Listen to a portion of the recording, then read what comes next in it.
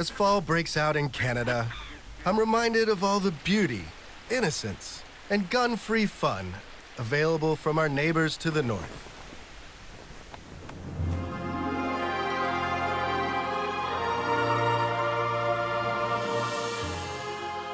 There's the majesty of Toronto, vast hockey rinks, and gallons of maple syrup that you can chug openly and guilt-free, for this maple syrup is pure and nourishing.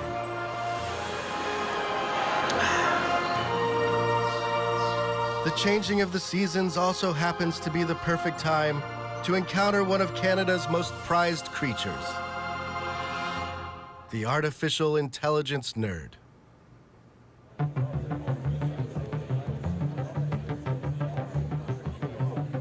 Not too long ago, these beings were rare and hidden away in university dungeons. But today, they're among the best paid professionals in the world.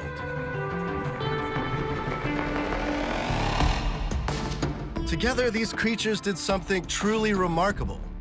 Without anyone paying much notice, they gave birth to an AI revolution. They turned Canada, yes, Canada, into one of the great AI superpowers. This is the story of how all this came to be. It's the story of one nation's quest to teach computers to think like humans. It's the story of what this science experiment will mean for all our lives and for the future of the human species. So if you're a human, or something try to imitate one, you'll want to pay attention.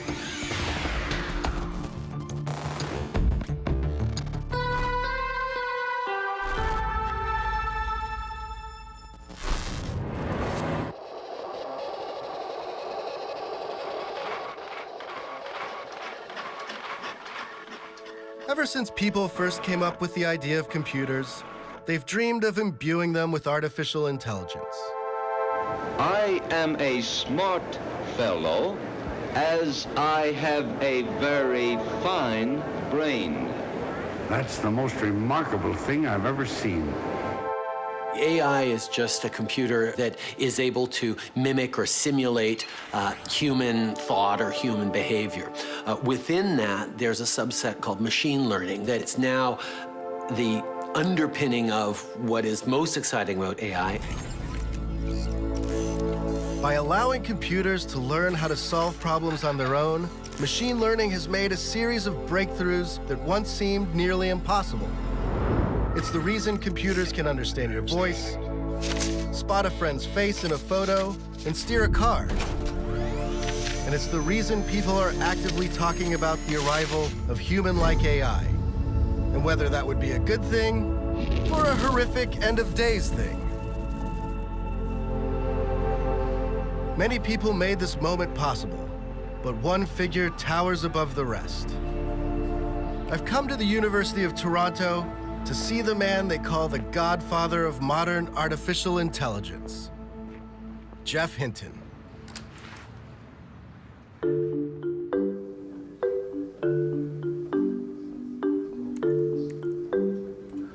Because of a back condition, Geoff Hinton hasn't been able to sit down for more than 12 years.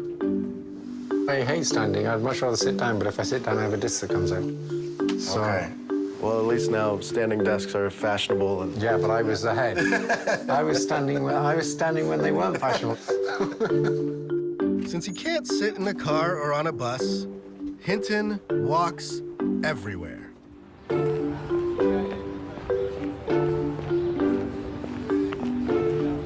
walk says a lot about Hinton and his resolve. For nearly 40 years, Hinton has been trying to get computers to learn like people do, a quest almost everyone thought was crazy or at least hopeless, right up until the moment it revolutionized the field. Google thinks this is the future of the company. Amazon thinks it's the future of the company. Apple thinks it's the future of the company. My own department thinks this stuff's probably nonsense and we shouldn't be doing any more of it. So I talked everybody into it except my own department.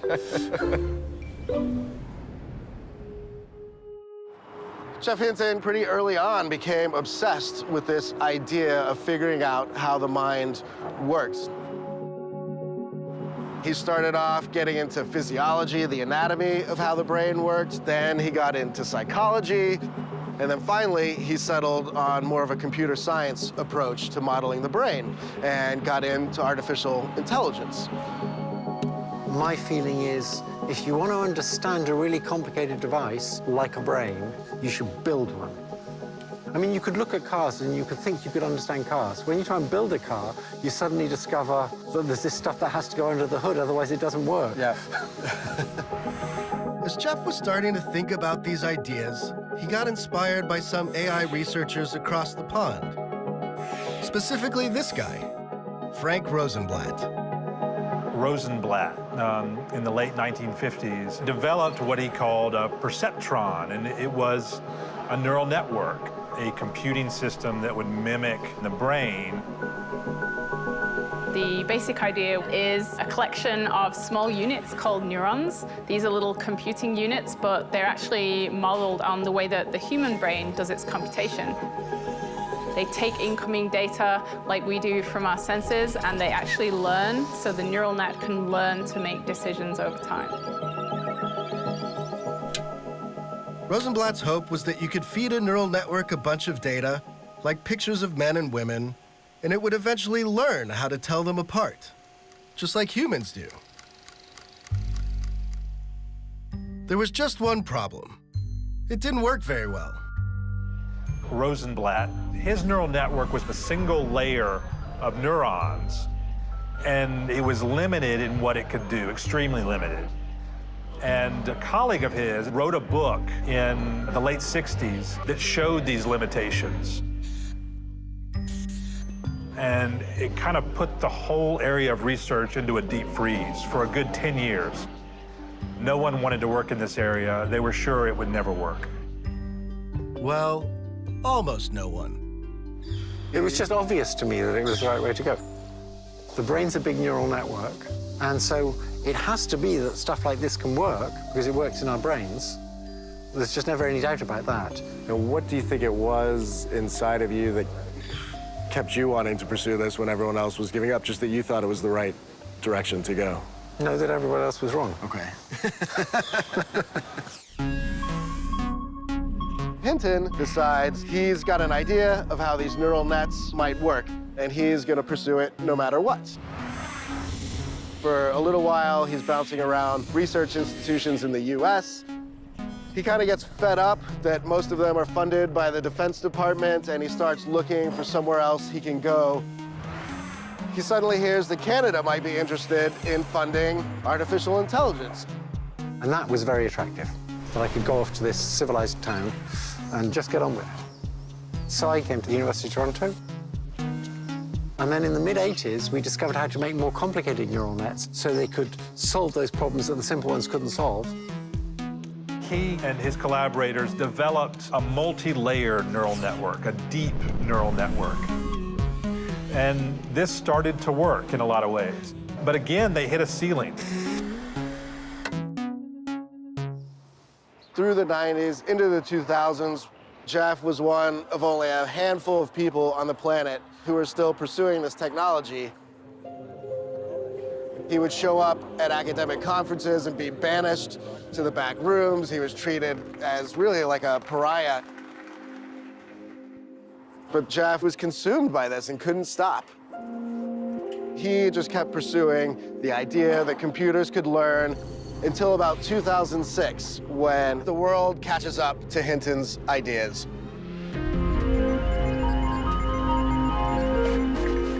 Computers were now a lot faster. And now it's behaving like I thought it would behave in the mid-'80s. It's solving everything. The arrival of super-fast chips and the massive amounts of data produced on the internet gave Hinton's algorithms a magical boost. Suddenly, computers could identify what was in an image. Then, they could recognize speech and translate from one language to another. By 2012, words like neural nets and machine learning were popping up on the front page of the New York Times. Next up, we have Professor Geoffrey Hinton of the University of Toronto.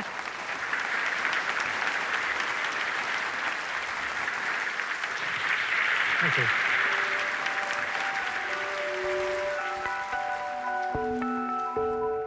For Hinton, this is obviously a really redemptive moment. Now he's basically a technology celebrity. And for Canada, it's the country's moment as well.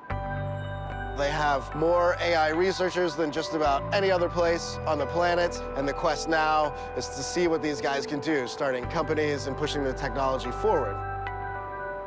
I'm gonna set out on a journey across Canada to see the best in Canadian AI technology and to get a feel for how far the technology has come and how far it still has to go.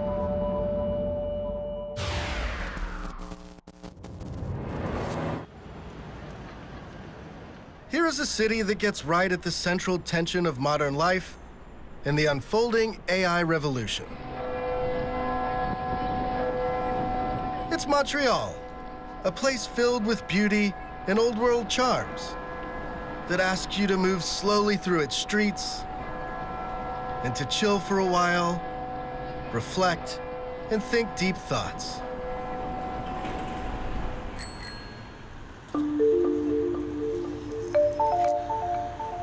At the same time, it's one of the world's top AI research centers. Students flock here from all over the globe to get deep with machine learning and to take Geoff Hinton's ideas and figure out how to turn them into products we all use. To see just how successful they've been, look no further than your pocket. All this stuff started out as hardcore computer science, but over the last 5 years, AI has invaded our everyday lives. Your smartphone is packed full of AI-powered apps, including something like Google Translate that lets you point your phone at a magazine that's written in French and read it as if you were a local. Engineers have been trying to get computers to translate text like this for decades, but it was Geoff's neural nets that finally made it possible. Thanks, Geoff. And it's not just your smartphone. Neural networks are heading for the open road. Off we go.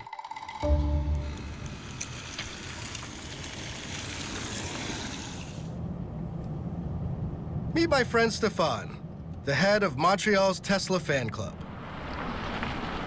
I'm driving a Tesla for a little bit more than 4 years and a half. Do you have people asking you for rides all the time? Yes, all the time. Maybe that's because of his fancy pants autopilot, Tesla's semi-autonomous driving system that kicks in when road conditions are right. So that's it, autopilot's on. Yes, and it's driving by itself.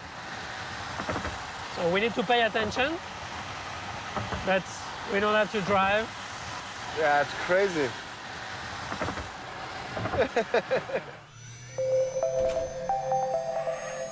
Self-driving cars are packed full of cameras, sensors, and radar. When teamed with computer vision neural nets, it's this technology that lets the cars build a picture of the world. The technology has a long way to go, but this Tesla can monitor all the cars around it, switch lanes, and park, all by itself. Thanks, Geoff. So you're living in the future. Yeah, you know, when you try it once, it's very difficult to do without it because I just can be relaxed. And we can drive like this. Oops. There's a stop sign. So that's why we still need to pay attention.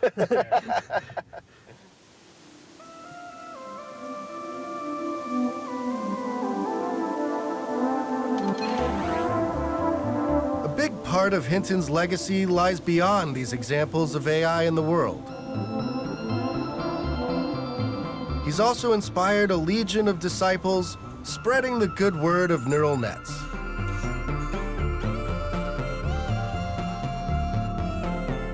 Yoshua Bengio is a professor at the University of Montreal. He's one of the researchers who glommed onto Hinton's ideas when it seemed to make little sense to do so. Over the years, he's formed a mind meld with Hinton, and together, they've come up with many of the key concepts behind modern AI. You guys worked on this stuff through the 80s, 90s, the 2000s, and then it just seemed like this totally went from computer science and research to we see it everywhere in our lives. Are even you surprised what's happened the last 5 years, that it really is like sitting on all our phones? And the rate at which the progress and the industrial products have been coming out is totally something we didn't expect. Even now, it's hard to predict. Where are we going? Is it going to slow down? Or are we going to continue with this exponential increase? It's thanks to Yoshua that Montreal is full of top-notch AI graduate talent. This in turn has brought tech giants like Google and Facebook to town, along with their ample checkbooks. To me, it seems like if you're good at AI, you can make $200,000–300,000 a year. It's crazy to see how much these guys get paid now. $1 million is something quite common as a salary. Have you ever had a country offer you an incredible amount of money to come set up a lab there? Not a country, but yeah, companies, yeah. But Yoshua has rejected the lucrative offers of Big Neural Net. He remains committed to the ivory towers of academia, which is a better fit for his philosophical approach to AI. You've got guys like Elon Musk and Stephen Hawking that sometimes paint this technology in a very, very dark light, that it could run amok and start doing things on its own. What do you feel when you hear people say things like that? I'm not concerned about technology running amok. The Terminator scenario, I think, is not very credible. And I also believe that if we're able to build machines that are as smart as us, they're also smart enough to understand our values and to understand our moral system and so act in a way that's good for us. Now, I think there are real concerns, which is essentially misuse of AI to influence people's minds. It's already happening with political advertising. Yeah, I mean, we've already seen like the stuff from Facebook. So I think we should be careful about this and try to regulate the use of AI in places where it's morally wrong, ethically wrong. I think we should just ban it and make it, illegal. It's comforting that Yoshua has these concerns. But hop down the road from the university, and reality, or what's left of it, becomes messier. This tiny room is the home to a startup called Lyrebird. It was founded by Yoshua's former students and has built an app that can clone your voice. Are you speaking about this new algorithm to copy voices?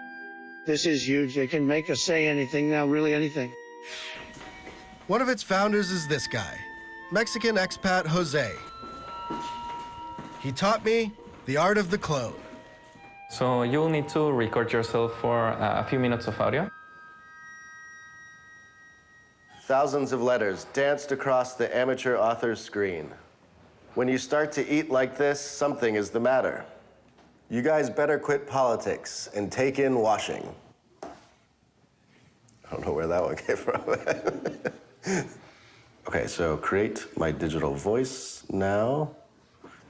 Creating your digital voice takes at least 1 minute. 1 minute? My God. Yeah, so before, to create some artificial voice of someone, you would need to record yourself for at least 8 hours. Test your voice. All right, so now I get to type something. Yeah, so the moment of the truth. Okay. Once Lyrebird's AI has worked its magic, any words I put into the app can be played back in my digital voice. And here's the crazy thing. Even words I never actually said in the first place. Artificial intelligence technology seems to be advancing very quickly. Should we be afraid? I mean, I can definitely hear my voice in there. That's really interesting. I just picked those words at random, and I definitely did not say some of them, and it's like flawless in being able to sort of pick from just about any word and manufacture it. Hello World is the best show I have ever seen. This technology seems sweet, but lends itself to all manner of trickery. popped back to my hotel to test out the Lyrebird technology a little bit, and you can see some really obvious ways that this could be abused. This is fake Donald Trump talking. The United States is considering, in addition to other options, stopping all trade with any country doing business with North Korea. And then you could picture somebody taking over your voice and creating some mayhem in your personal life. Now, to really put my computer voice to the test, I am going to call my dear, sweet mother and see if she recognizes me.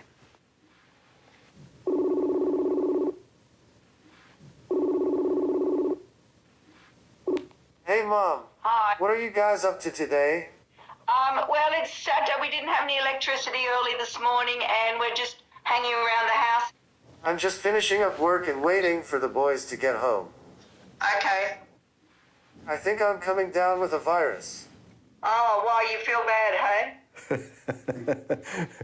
I was messing around with you. You were talking to a computer.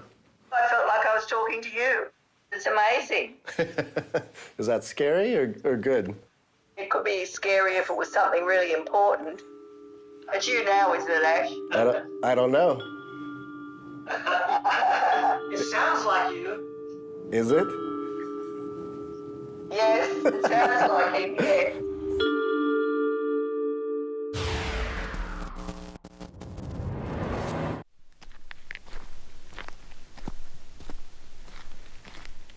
The real artificial intelligence weirdos in Canada live here, in Edmonton.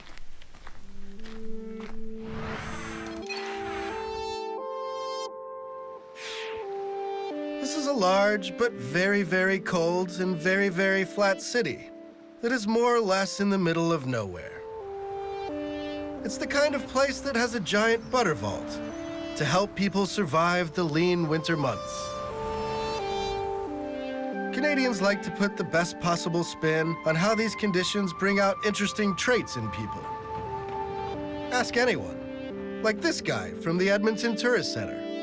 Well, Edmonton's one of those cities that isn't, automatically listed in the top cities in Canada in terms of size or scale or notice even, but it's always had a really neat quality to it of that Western independent spirit that you see very much in Alberta in general, combined with a conscience and a thoughtfulness. Over at the University of Alberta, some of the most far-out AI research in the world is taking place. The man I'm here to see is the university's very own AI godfather, Rich Sutton. Rich is considered one of the great revolutionary thinkers in AI. You are not Canadian? I am Canadian. You are, but not by birth? No, I was born in the U.S., but now I'm just Canadian. Okay. And what brought you to Canada? The politics. I wanted to get away from difficult times in the United States. The United States was invading other countries in 2003 when I came here, and I didn't care for all that. Sutton entered the field of AI in the mid-'80s. And like Jeff Hinton and Yoshua Bengio, he was a big believer in neural networks. But Sutton has a different idea about how to further the technology. Unlike Hinton's method of feeding neural networks reams and reams of data and telling them what to do, Sutton wants them to learn more naturally, from experience, an approach called reinforcement learning. Well, reinforcement learning, it's like what animals do and what people do. You try several things. The things that work best, you keep doing those, and things that don't work out so well, you stop doing them. And how do you teach a computer all you need is a sense. The computer has to have a sense of what's good and what's bad. And so you give it a special signal called the reward. If the reward is high, that means it's good. If the reward is low, that means it's bad. To see reinforcement learning in action, I found Marlos, an industrious young Brazilian who's created an AI to play his video games for him. His algorithm plays the game thousands of times and gradually learns from experience how to do better. So the goal of this game is that you are this yellow blob, and what you have to do is that you have to get as many potions as you can while avoiding harpies. And this is like the AI going at this for the first time? It's the AI run it for the first time. So it just bumps into things. If it gets points, it's happy. If it dies, it's unhappy. Yes. And the AI starts to figure out that maybe what I want to do is to collect these potions and avoid the harpies. And now we can look at AI that has ran for 5,000 games. Okay. And this is what it looks like. You can tell that it's smarter about its strategy. Yes. And then what happens if you run it 500,000 times? Oh, we get to the superhuman performance level. Though notching a high score is the noblest of pursuits, reinforcement learning has turned out to have all kinds of other applications. It's behind the algorithm that recommends movies and TV shows on Netflix and Amazon. It beat the world champion Go player, a feat previously thought impossible for a computer. Soon, it could read your brainwaves and determine whether you have a mental disorder. But for Sutton, all that is just the beginning. We are trying to make real intelligence. We're trying to recreate human intelligence. Humans are our example. He sees reinforcement learning as the path to what futurists call the singularity, the moment when our AI creations light up and surge past human-level intelligence. Do you have a date for the singularity, or? So we give you, it's a quite broad probability distribution, and the median is at 2040. So that means equal chance of being before or after 2040. Okay. The rationale goes like this. By 2030, we'll have the hardware. So give guys like me another 10 years to figure out the algorithms, the software to go with the hardware to do it. It's going to be exciting where we're going. If 2040 seems like a long time to wait to meet a smart robot, do not fret. Over in the experimental wing of the university, there are co-eds hard at work blurring the line between humans and machines. Are you human? Of course not. But that shouldn't keep us from chatting. Case in point, homegrown Edmontonian genius Corey Matthewson. Tell me about this guy a little bit, or Yeah, sure. Sure. So this is Blueberry. On Blueberry, I've deployed the improv system. So there's an artificial improv system running on Blueberry right now. Yes, that's right. Corey does improv comedy with a robot. I've been doing improv longer than I've been doing computing science. I've been doing it for 12 years, and I thought, you know, there's no more natural convergence than taking some of these state-of-the-art systems and putting them up on stage. One day we'll make it to the moon if this planet is not to be our last. It is the sky and the moon of the universe, the sun, the sun. The sky, the moon, and the universe! The sun! The sun! The sky, the moon! I keep thinking it's like a ventriloquist sort of. This is like a new age. That's a really good way to put it, yeah. Strange twist on it. The piece that's different is that I don't know what it will say.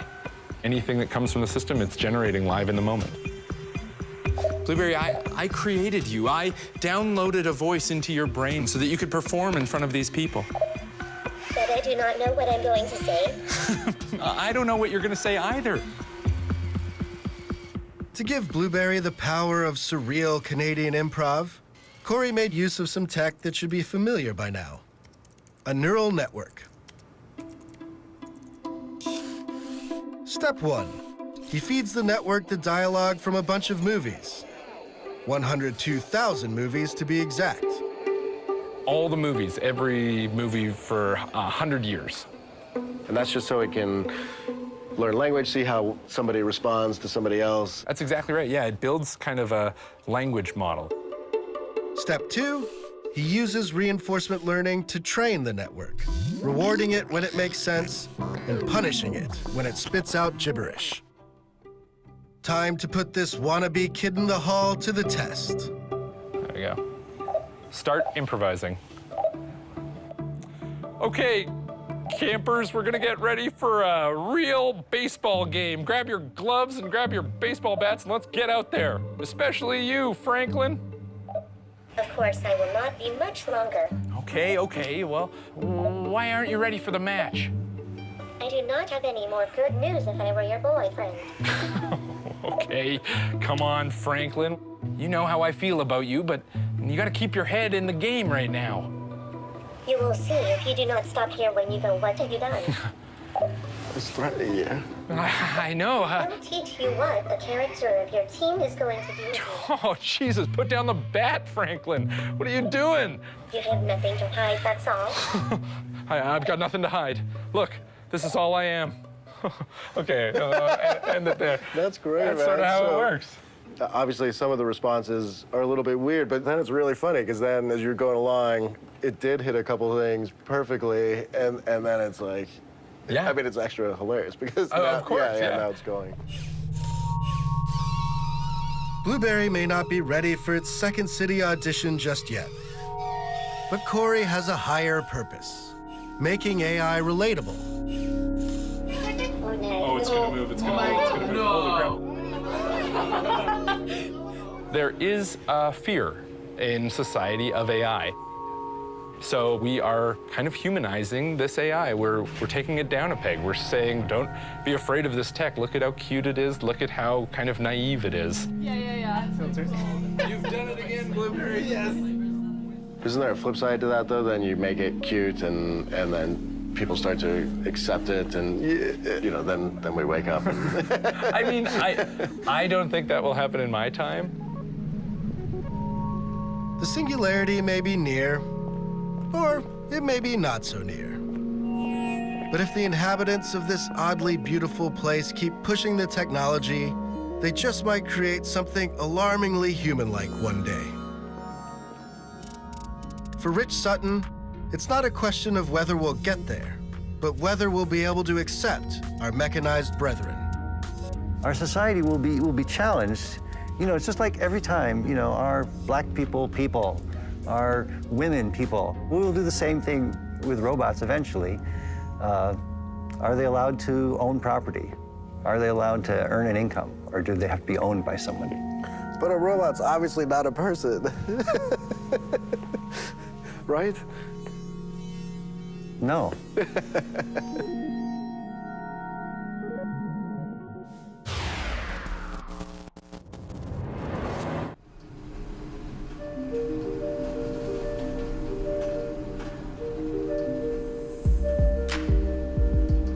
For my last stop, I returned to Toronto, home to 2.8 million people, one very tall tower, and of course, the Godfather himself.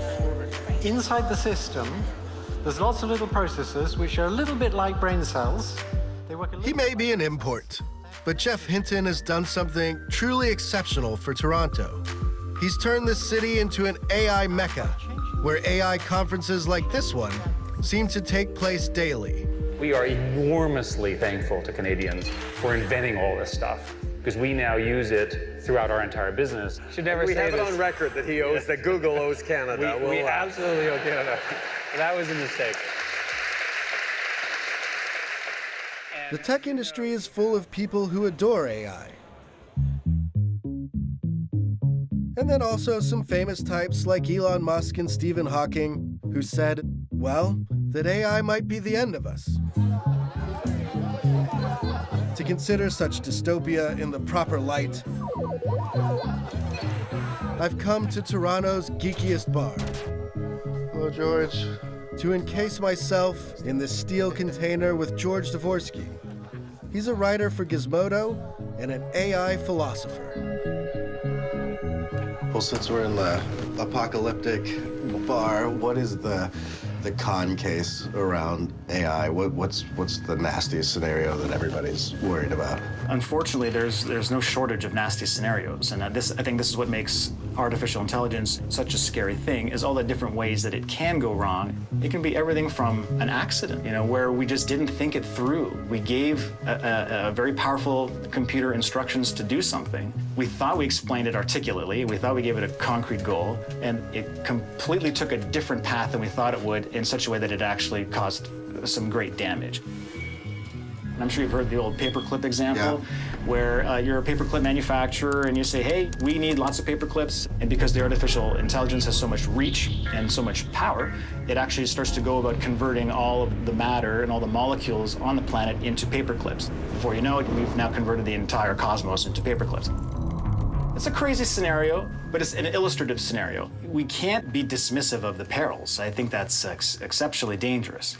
And I don't think it's too early to start raising the alarm bells about it.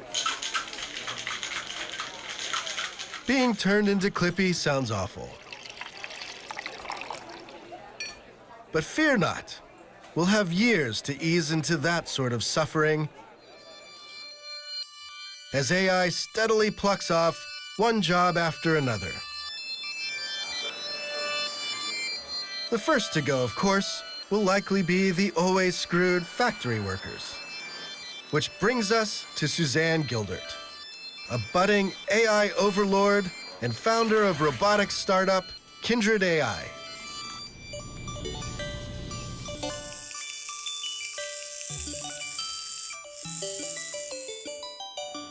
Tell me about these guys. So these are research prototypes. So they're some of the first robots we built at Kindred.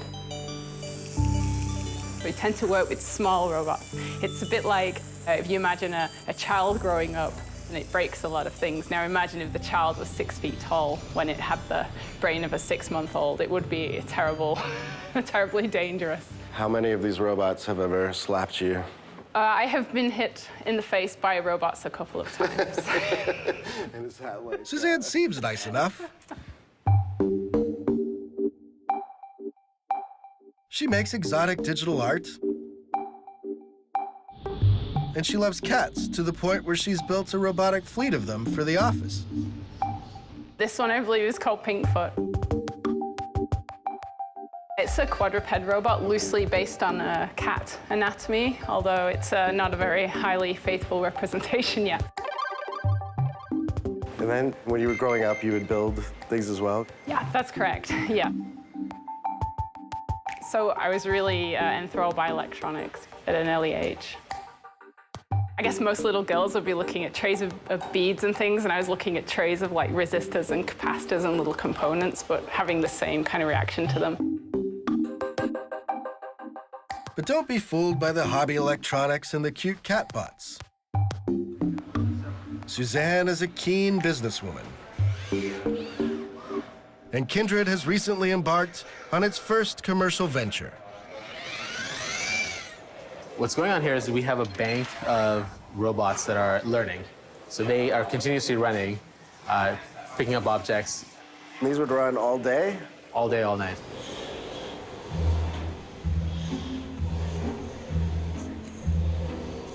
Powered by a neural network, these arms can do something that's very easy for a human, but very hard for a bot. Pick up objects of different shapes and put them down. Most factories still use people to do that sort of thing. Lots and lots of people. Today, everyone's shopping on e-commerce. Thousands and thousands of different types of objects, shapes, textures, weights. How do you pick that up? Right now, it's humans. You have millions of humans in warehouses just like picking up things and putting it into another location. So we're teaching our robots how to do that. What's the hard part? It's figuring out what's a belt, what's a shirt, or it's just how to grasp it? Yeah, exactly. It's figuring out how to pick it up, right? So things will show up in any shape, right? And you got to figure out how to pick it up without dropping it, put it in the location. So it takes a lot of training. Part of that training involves, of all things, humans. Robot pilots who manually control the arms, while the AI watches and learns the finer points of grabbing. Isn't there something grim about the human training there? And yeah, it's not good to take people's jobs away, but this kind of technology coming into the workforce should make us start thinking about how we're going to pay people in the future, because AI is not just going to automate, manual labor jobs. It's going to automate things like doctors and lawyers and accountants very soon. So I think there's going to be issues. There's going to be a lot of disruption. Suzanne is a realist, but she's also an optimist. In her vision of the future, robots won't be mindless competitors to humanity. They'll be full-fledged citizens like the rest of us. One of the crazy ideas I've seen you talk about was you've got a robot and it's working in a factory and then it's got to go, maybe it gets paid a wage and it goes to buy lithium-ion batteries to keep it going. Why would that have to happen? I mean, through having a physical body, they will have a lot of physical needs, just like we have. You might have to go to the repair shop to get like a motor looked at or something like that, and they'll have to pay someone to do that. I think they'll just be contributing to our economy in the same way we do.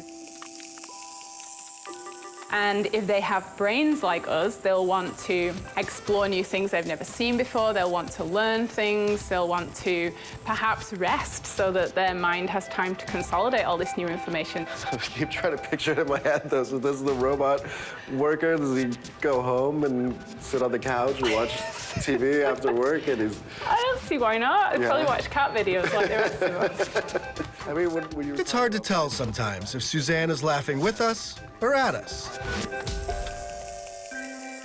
But she's not alone in her cautious optimism for the future. I think there's always a sense that, technology can be either used for good or used for bad. I'm reassured that Canada is part of it in terms of trying to set us on the right path. On the whole, being responsible and thoughtful about the power we're gaining by research and learning is the right trend line. And I don't think AI is automatically doomed to some dystopian outcome.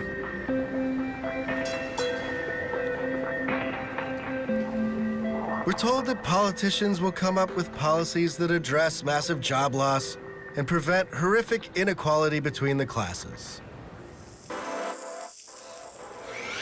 And we're told that these guys will take so long to become human-like that we need not be afraid for a while.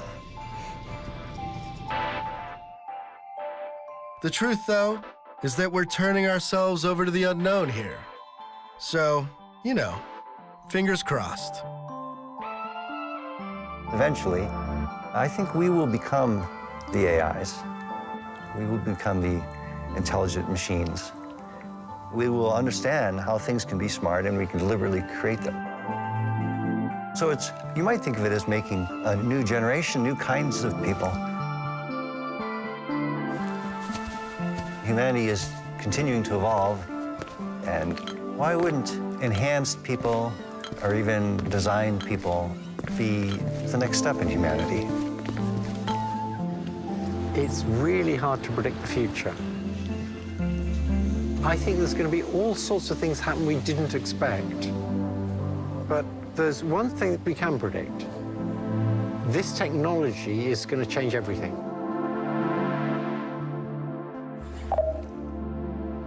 Goodbye. Goodbye. Goodbye. Goodbye. Once I power you down, that's it. And if you do not mind, I'll never see you again. Yeah. That's right. We'll end it right there. That was getting deep. That was getting really deep.